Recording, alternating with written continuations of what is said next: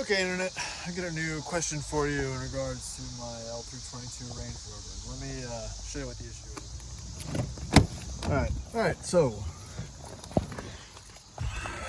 this is an 08 L322 supercharged Range Rover, and the issue is, now, it's in the wrong position. You wouldn't?